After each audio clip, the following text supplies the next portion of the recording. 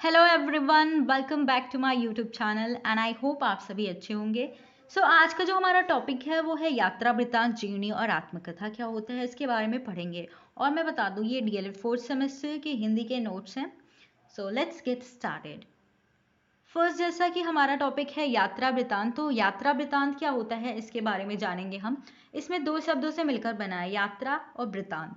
यात्रा आप सभी जानते हो कि यात्रा करना क्या होता है, कि मनुष्य चाहे बचपन हो या युवावस्था, उसकी प्रवृत्ति क्या होती है, वो घूमना चाहता है। तो घूमना, आप एक जगह से दूसरे जगह जाते हो तो एक यात्रा ही करते हो। तो बचपन से ही क्या होता है कि उसकी प्रवृत्ति जो है वो घुमक कर रही है, मतलब वो घूमना चाहता है, लोगों को जानना चाहता है।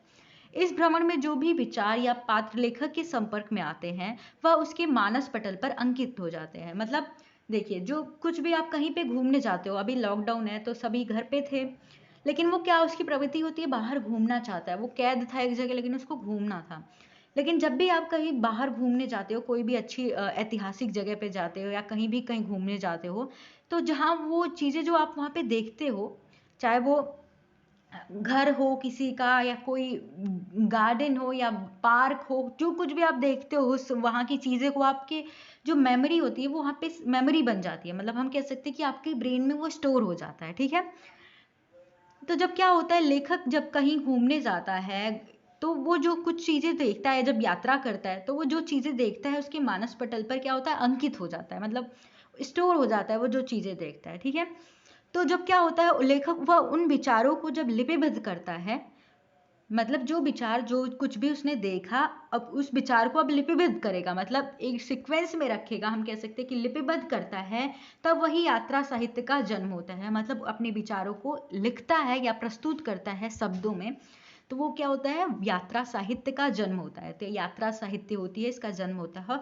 और यात्रा वृत्तांत में क्या होता है कि यात्रा वृत्तांत में लेखक, लिखने वाले लेखक को वहाँ के नगर, मोहल्ले, रीति रिवाज, धार्मिक प्रवृत्तियों एवं उसकी ऐतिहासिकता का वर्णन पूरी दक्षता से करना होता है। यात्रा वृत्तांत क्या होता है, जब किसी जगह का आप रीति रिवाज, नगर मोहल्ले और उसकी धार्मिक प्रवृत्तियां, वहाँ के खान पान का लिपिबद्ध तरीके से वर्णन करते हो, लिखते हो, तो उसको क्या होता है, वही आपका यात्रा वृत्तांत होता है। ठीक है। आई होप आपको ये समझ आ गया होगा।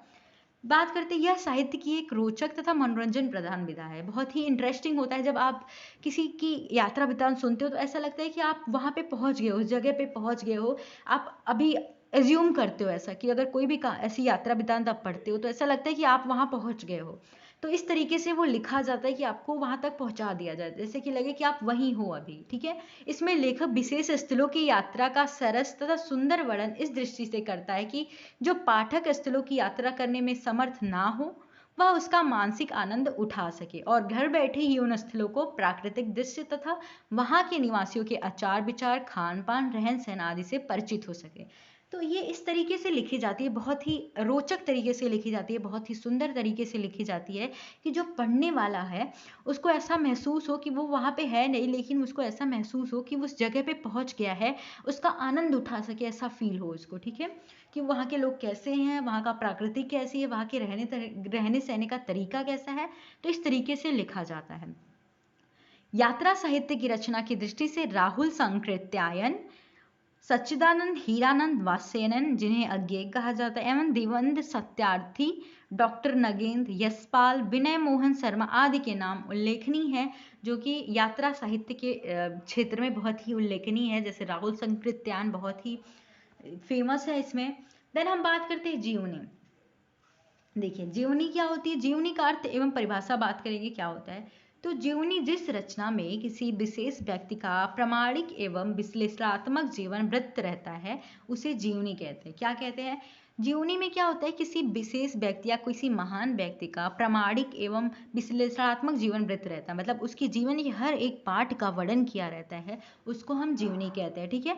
जीवनी साहित्य का महत्वपूर्ण विधा होती है, जिसमें किसी महापुरुष या विख्यात व्यक्ति के जीवन की घटनाओं, उनके क्रियाकलापों तथा अन्य गुणों का सॉरी ये मिस्टेक हो गया है यहाँ पे, आत्महत्या नहीं, ये कुछ नहीं है, जिसमें अन्य गुणों का औपचारिकता तथा गंभीरता से व्यवस्थित रूप से वर्णन किया जाता है। देखिए, जीवनी में क्या होता है, जब किसी महान या विख्यात, जो बहुत फेमस हैं, उनके बारे में कोई और लिखता है। जीवनी मतलब क्या होती है, देखिए जीवनी क्या होती है, बायोग्राफी को इंग्लिश में इसको बायोग्राफी कहते हैं। तो जीवनी क्या होती है, जब किसी अन्य व्यक्ति के जीवन की घटनाओं को अच्छे तरीके से तोड़ के अलग अलग पार्ट में पूरी तरीके से विस्तार पूर्वक औपचारिक तरीके से व्यवस्थित ढंग से वर्णन किया जाता है, तो उसको हम जीवनी कहते हैं। ठीक है,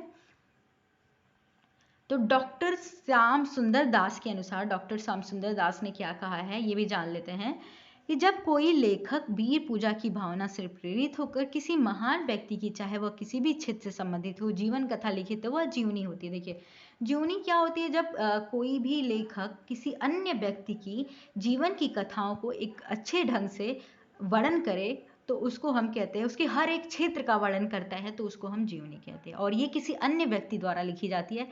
आत्मकथा, आत्मकथा जैसे आत्म मतलब सेल्फ, कथा मतलब सेल्फ इंट्रोडक्शन जिसमें आप अपना देते हो, सेल्फ कहानी, सेल्फ का मतलब क्या, अपना। तो आत्मकथा क्या होता है कि आत्मकथा के माध्यम से व्यक्ति तत्कालीन समय और सामाजिक परिस्थितियों के संदर्भ में स्वयं को रखकर अपने भाषा, कर्म और अपने विचारों और व्यक्तित्व की गहन और पारदर्शी पड़ताल करने की रचनात्मक कोशिश करता है। आत्मकथा दूसरों के साथ अपने जीवन प्रसंगों का साझा है।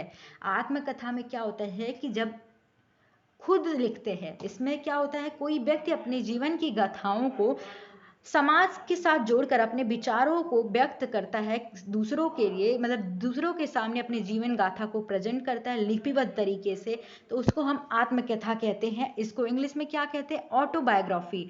ऑटोबायोग्राफी मतलब क्या होती है, देखिए जीवनी और इसमें दोनों में अंतर है। ऑटोबायोग्राफी का मतलब होता है अपनी जीवन गाथा खुद लिखना, कोई अन्य व्यक्ति नहीं लिख सकता, ये आपको खुद लिखना होता है, और आपको इसमें सारी चीजें सत्य लिखनी होती है, अपने विचार जो भी आपने क्रियाकलाप किया है अपने जीवन में हर एक क्षेत्र को बताना होता है, और ये जो होता है जीवनी से अलग होता है। ठीक है, जीवनी जो होती है किसी अन्य व्यक्ति द्वारा किसी और की जीवनी लिखी जाती है, लेकिन इसमें क्या होता है, इसमें लेखक अपनी कहानी अपनी गाथा लिखता है। ठीक है, तो लेखक अपने जीवन का स्वयं लिखी कहानी के रूप में दिया गया, मतलब इसका मतलब ये होता है कि लेखक जिसमें अपनी अपनी जीवन की कहानी को स्वयं लिखता है। ठीक है, लेखक अपने जीवन की महत्वपूर्ण ऐतिहासिक सामाजिक घटनाओं पर अपनी प्रतिक्रिया प्रकट करता है तथा बताता है कि उसके समय की विचारधारा में क्या योगदान रहा।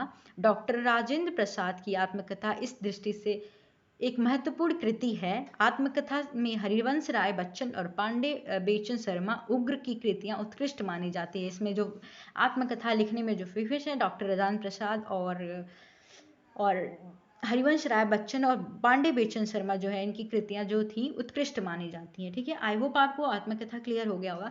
सो हम जो मेन पॉइंट है वो हम समझते हैं कि जीवनी तथा आत्मकथा में अंतर होता है। बेसिकली बहुत लोग कंफ्यूज हो जाते हैं, जीवनी क्या होती है, बायोग्राफी, आत्मकथा मतलब ऑटोबायोग्राफी। ठीक है, दोनों का मतलब यही है। तो जीवनी क्या होती है, जब किसी व्यक्ति के जीवन पर दूसरा व्यक्ति लिखता है तो उसे हम जीवनी कहते हैं। मतलब दूसरे व्यक्ति के, मान लीजिए मैं आपके बारे में लिख रही हूँ तो मैं ये जीवनी हो गई, लेकिन अगर आप खुद अपने बारे में लिख रहे हो तो आपकी वो ऑटोबायोग्राफी या आत्मकथा होती है, जबकि आत्मकथा व्यक्ति के द्वारा स्वयं के जीवन के संदर्भ में लिखी गई कथा होती है। ठीक है, दूसरा पॉइंट है किसी दूसरे व्यक्ति द्वारा लिखी जाती है, जबकि आत्मकथा लेखक स्वयं लिखता है। ठीक है, ये अंतर पूछा जा सकता है एग्जाम में। तो जीवनी लेखक के स्वयं के जीवन से जुड़ी आवश्यक नहीं है, जबकि आत्मकथा लेखक के स्वयं से जुड़ी घटनाओं का वर्णन करता है। जैसे जीवनी दूसरों के बारे में लिखी होती है तो वो ऑब्वियसली दूसरों के बारे में ही होगी, आत्मकथा में लेखक अपने बारे में लिखता है। जीवनी वस्तुनिष्ठ होती है जबकि आत्मकथा आत्मिक होती है। मतलब वस्तुनिष्ठ मतलब ऑब्जेक्टिव होता है, उसके दूसरे के जीवन के बारे में लिखा होता है, जबकि आत्मकथा क्या होता है, सेल्फ होता है, सेल्फ मेड होता है, अपने बारे में लिखा होता है। और जीवनी में लेखक दूसरे के बारे में लिखता है, इसलिए इस आशंका बनी रहती है कि जबकि आत्मकथा में लेखक स्वयं अपने बारे में लिखता है, इसे विश्वसनीय होता है। हम दूसरे के बारे में जीवनी लिखते हैं तो जरूरी नहीं वो एकदम करेक्ट होगा, लेकिन जब वो आत्मकथा हम अपने बारे में लिखेंगे तो अपनी बात जीवन के बारे में घटनाओं का लिखेंगे तो वो उसमें कोई आशंका नहीं, वो विश्वसनीय होगा। मतलब उस पर हम बिलीव कर सकते हैं। ठीक है, इस तरीके से होता है। आई होप आपको सारे पॉइंट्स क्लियर हो गए होंगे। So thank you.